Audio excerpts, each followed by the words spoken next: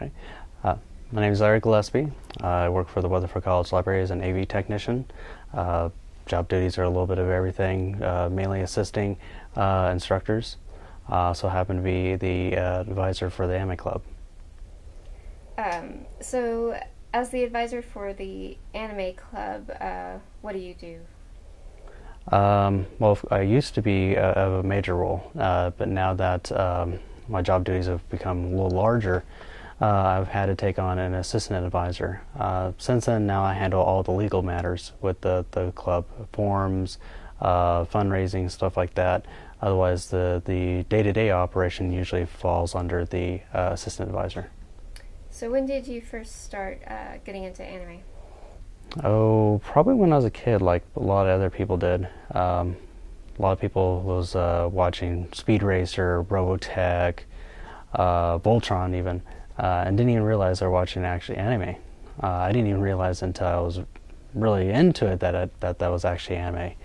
But it probably wasn't until about '98 or so, whenever a roommate of mine in college was telling me, "Hey, you need to watch Ninja Scroll. It's a really good show, or a really good movie. You need to see it." And I watched it. And I was like, "Oh, this is interesting. It's different. It's edgier. It's cartoons, but with mature elements, stuff you'd see in movies. It's really neat." So he's like, "Well, you know it's anime, right?" And I was like, "No, I don't even know what is that." So, what is anime? Anime is Japanese animation. Unlike where American audiences, where animation is going to be more of your kid variety, or at the most of, say, like Family Guy or something like that, or Futurama, it's still censored or has a stigma to it, so they really can't be fully artistic with it. Over there in Japan, on the other hand, they have full range of any artistic ability. So where you might be limited with live action stuff, they can accomplish with animation. And it can range, again, to your little kid stuff, all the way up to something higher up, like more in depth than, say, Avatar. In fact, a lot of current filmmakers are even have cited some of their ideas, or some of their inspiration has come from anime. So, you said something about anime being less kind of limited as than like animation in the United States. Mm-hmm. What do you think that is? Just cultural difference. If you look at where it all began in both countries, and where the stigma is, or where how the culture treats it. In America, start off with little kid cartoon shows. So then that throughout the years, everybody assumed it to be related to kids. It hasn't been probably until like the last 5 to 8 years to where it's been kind of broken out, that stigma, with, say, something like The Simpsons, Family Guy, American Dad, and Futurama, and different shows like that. That's kind of, it's still restricted, or still brought down as far as what level they can have it at. But for the most part, it still has that stigma to it. Over in Japan, though, it's treated as an art source. So they let them have free range to where it can go, for little kids all the way up to adult stuff. Some can get very risque and pornographic, all the way up down to where like little kids, watch it. You also go to anime conventions? Mm-hmm. I try to. Don't always get there every year. Which conventions do you go to? Mainly ACON in Dallas, but we have been to, I can't remember the name of the con. They used to have one down in Houston, back when ADV Studios was down there, and they still do, but it's no longer that con anymore. They've switched it up. So Dallas and Houston is the ones I usually go to. Describe, like, what are anime conventions like? It's like any other conventions that people have. It's for fandom. The difference between a lot of other conventions like Comic-Con, E3, everything like that, they're mainly just one particular genre-driven type thing, games, just comics, or whatever. ACON is it's centered around anime and everything, but it encompasses the broad area that fans derive from, or that also accept. So you're going to get your anime, which is the visual form of artistic Japanese culture, and then you got your print form, which is manga. That's there as well. You'll have all forms of things related to those, which is cosplay, costume, dress up. You might see it at Comic-Con and everything like that, but this is just for the anime manga. You'll even see video games there, because a lot of Japanese culture deals with video games as well.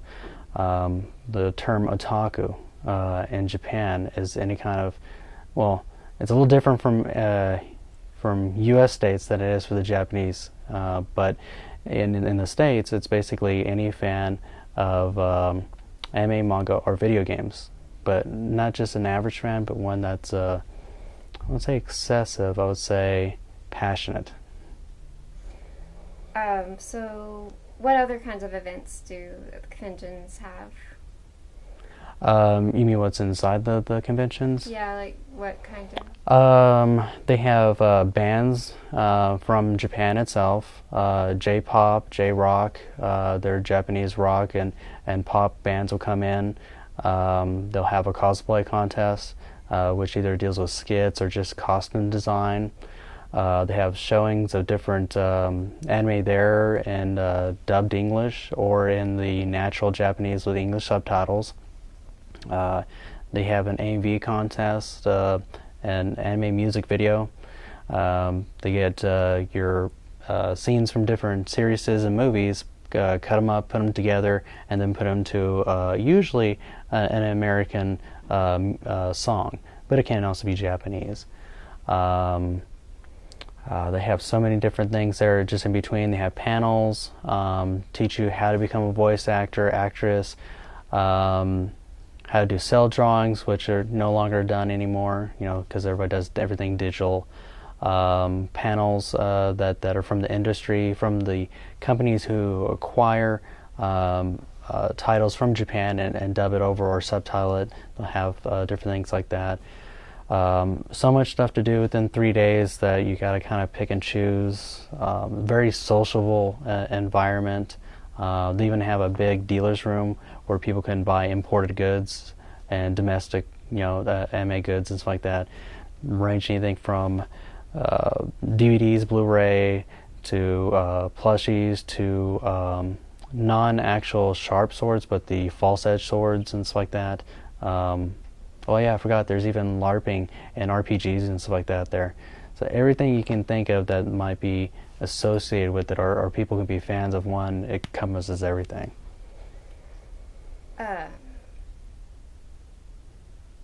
Explain cosplay. Cosplay? You see what people dress up in Halloween for, but cosplay takes it the next step up. And it's not only just for one day. It's for cons, it's for any kind of events. They go into usually some pretty big detail. The true big cosplayers will detail it out to every anime character that they're dressing up as. Some passionate cosplayers will even do multiple different characters. But it's getting into the very fine detail. If a certain character is a military type and they have badges or certain tassels or anything like that, they put that on there. That's for the big end cosplay. The low end, people can just have something they can whip up together. It's usually for people who want to dress up as their favorite character, somebody who they can relate to or passionate about, that they really like, and want to show everybody their fandom of that character or of that series. Some of the people that really get into it as a big hobby, you'll see them even going on the world circuit. There's actually a world cosplay contest that's out there that's actually worldwide. It's Japan, I think Peru. I can't remember all the different countries that participate with it, but it's really big, and it's really beautiful in how they actually able to craft those designs and everything, and make it so nice. And if you could see like a live action or a live version of what the artwork is, it's basically a. Okay, so you said cosplay, is that the Japanese pronunciation? Oh no, sorry. That's actually it's derived from here in the States, and it's just costume play. They just kind of merged it together. It's kind of like a fan based name for it. Kind of like anime is Japanese animation. It's also an American English word that's just kind of putting it together. So you've cosplayed before, right? Yes. Who have you cosplayed for as? Probably my first one was Vash Stampede from Trigun. It was an okay first attempt. I'm not great at craft building or anything like that. I can accessorize like crazy, but I cannot craft build. So I bought my costume from a guy out in Hong Kong who tailor built it to my specs, to my form and everything. And I just did like the gun, armband, hair, and everything like that just off to the side. Also done Chris Renfield from Resident Evil Code Veronica, and Roy Mustang from Full Metal Alchemist that later switched up to Mace Hughes. I was told I looked better as that character. Let's see. What's with all the cat stuff? Oh, cats. Oh, yeah, I love cats. Have 3 myself, 3 boys at home, from 3 to 2. Just loved them since I was a kid. Can't think of any animal that's better. They have such great personalities. Most cats show a great deal of affection, everything like that. They make you work for their attention and everything. So when you know they're up there and cuddling you, loving you, or letting you pet them, it's because it isn't just kind of like they're wagging their tail. I'm sorry, I like dogs too. I'm a big animal lover, but cats are the best. So you've sent out like I know like emails on the staff email list, like with the funnies list. Yeah, the LOL cats stuff. Yeah, from My Can Ask Cheeseburger. Yeah, that's one of my favorite sites. And the entire Cheeseburger website is pretty cool. They have a little bit of everything funny. It's mainly cat captions, cat pictures that somebody submits, and then somebody puts a really, really funny caption to it.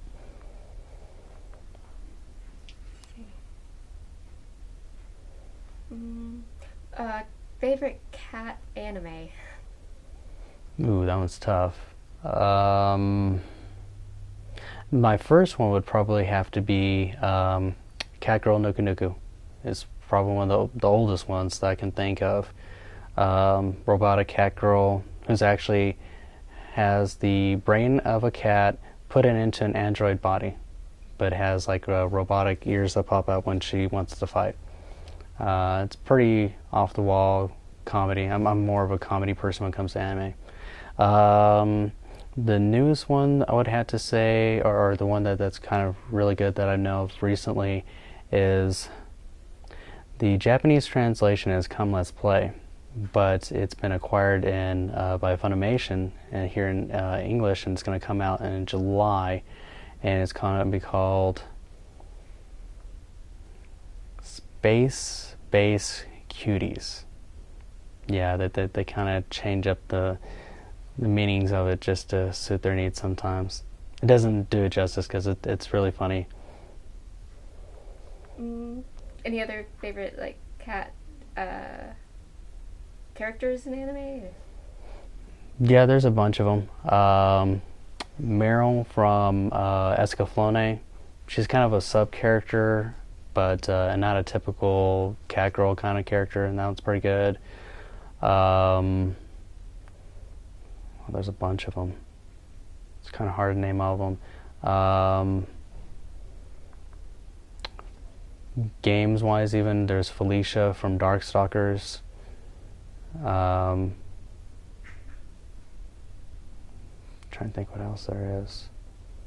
I know there's so many I've forgotten over the time. If I actually had some time, I could probably list about a page probably of characters that are pretty good. So these are more like cat girls, right? Like, Well, there's cat characters and cat girls. There's not that many cats themselves in anime. There's usually kind of the humanistic or I can't pronounce that. Anthropomorphized. Where they make a humanistic or turn them into humans. Otherwise, if it has to be just plain cats, then there's Luna from Sailor Moon, or my actual favorite, just regular cat, is Chi from Chi Sweet Home. Yeah, because that one's our Nemesis from Nyan Koi. so okay, just favorite anime in general then. If you'd actually asked me about that even like 10 years ago or even like 2 years ago, I'd say that it'd be really hard to choose. But I've actually settled down and found that my favorite anime series out of all of them is a series called Brighter Than Dawning Blue Crescent Love. It's a 12-episode series, but it's a romantic comedy that has even a bunch of spoofing in it, which is something I really like. Well, good spoofing.